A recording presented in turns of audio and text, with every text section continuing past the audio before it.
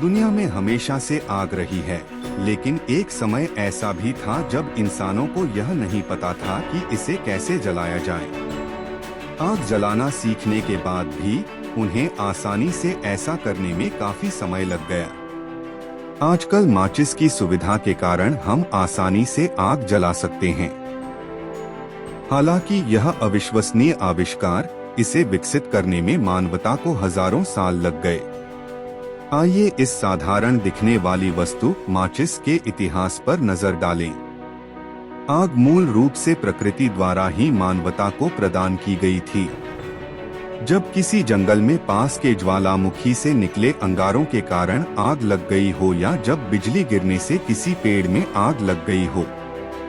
हमारी दुनिया के प्रारंभिक इतिहास में मनुष्य अपने प्रयासों से चिंगारी पैदा करने में असमर्थ थे, इसलिए वे आग जलाने के लिए प्रकृति पर निर्भर थे।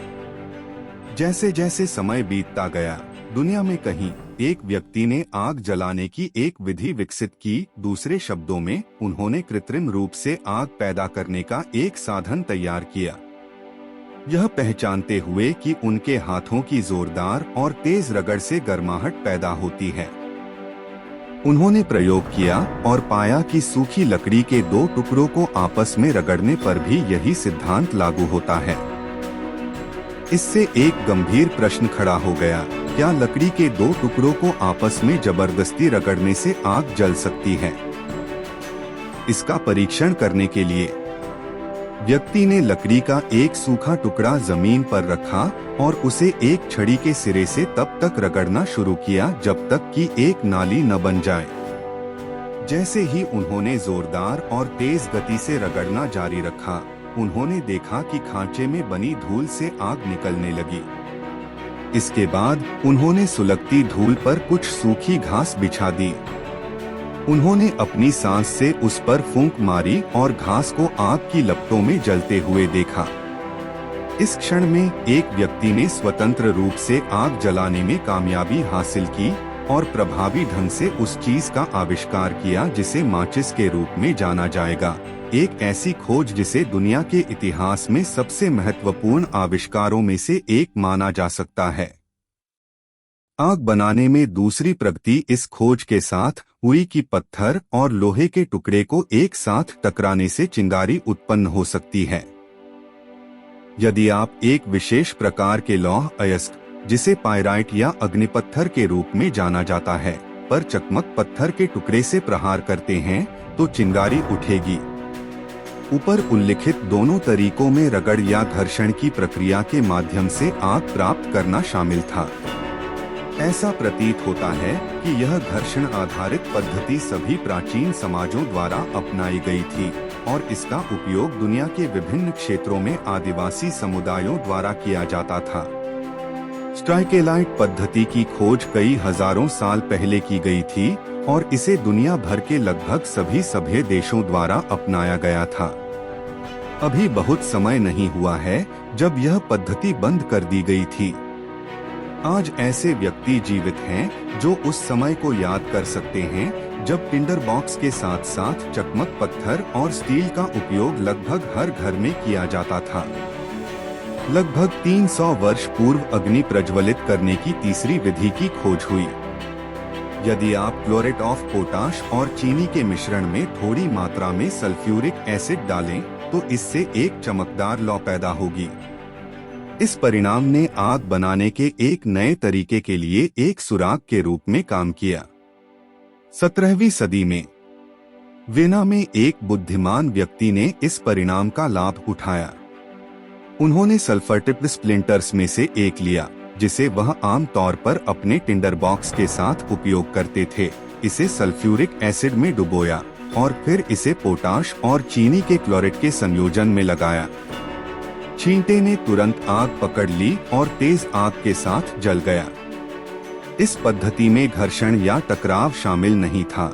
इसके बजाय यह रासायनिक प्रतिक्रिया के कारण प्रज्वलित होने के लिए एक साथ लाए जाने वाले रासायनिक पदार्थों पर निर्भर था। वीना में एक व्यक्ति द्वारा की गई खोज से एक नए प्रकार के मेल का पता चला, रासायनिक मेल।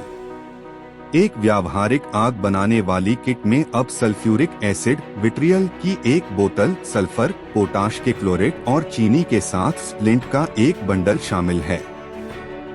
ये मैच अपेक्षाकृत महंगे थे। 19वीं सदी में, जो कई उल्लेखनीय उपलब्धियों से भरी सदी थी, मैच के विकास में चौथा कदम उठाया गया था। 1827 में एक छोटे से अंग्रेजी शहर में जॉन वॉकर नामक एक दवा विक्रेता ने सल्फर, पोटाश के क्लोरेट और सुरमा के सल्फाइड के साथ एक पट्टी बांधी और इसे सैंडपेपर पर रगड़ दिया, जिससे यह आग की लपटों में बदल गया। इसने पहले घर्षण रासायनिक माचिस की खोज को चिह्नित किया, जिसका प्रकार हम आज उपयोग करते हैं। इसे घर्षण रसायन कहा जाता है क्योंकि यह विशिष्ट रसायनों को मिलाकर और फिर उन्हें रगड़कर बनाया जाता है। हालांकि वॉकर के मैच में एसिड की बोतल के उपयोग की आवश्यकता नहीं थी, लेकिन शुरुआत में यह कोई अच्छा मैच नहीं था। इसे केवल जोर से रगड़ने से ही जलाया जा सकता था। आसानी से प्रज्वलित होने वाले फास्फोरस माचिस के आविष्कार के बाद डिपस्प्लिंट या स्ट्राइकेलाइट तरीकों की कोई आवश्यकता नहीं रह गई थी। आग जलाने के पुराने तरीके धीरे धीरे अनुपयोगी होते गए और अंततः भुला दिए गए। शुरुआती फास्फोरस माचिस ब्लॉकों में बेची जाती थी। फास्फोरस मैच में एक कमी थी, यह काफी आसानी से प्रज्वलित हो जाता था। यदि फास्फोरस माचिस को फर्श पर छोड़ दिया जाता है, तो यह किसी के अनजाने में उस पर कदम रखने या उस पर गिरने से जल सकता है। फास्फोरस माचिस पर कदम रखकर अनजाने में उसे जलाना, उसे जलने देना और अनजाने में घर में आग लगना संभव है। माचिस से संबंधित दुर्घटनाओं को रोकने के लिए सुरक्षा माचिस हाल ही में विकसित किया गया है। पारंपरिक माचिस के विपरीत सेफ्टी माचिस में फास्फोरस नहीं होता है। इसके बजाय फास्फोरस को महीन रेत के साथ मिलाया जाता है और उस बॉक्स के बाहरी हिस्से पर चिपका दिया जाता है जिसमें माचिस बेची जाती है। नतीजतन सेफ्टी माचिस को तब तक नहीं जलाया जा सकता जब तक इसे बॉक्स के बाहर स्थित फास्फोरस से रगड़ा न जाए। यह पुरानी शैली के फास्फोरस माचिस की तुलना में काफी सुरक्षित है। यह वास्तव में उल्लेखनीय है कि सरल सुरक्षा मैच के विकास में काफी समय लगा। भाप इंजन, टेलीग्राफ, टेलीफोन और विद्युत प्रकाश जैसी प्रमुख तकनीकी प्रगति का आविष्कार सुरक्षा माचिस के पहले ही हो चुका था।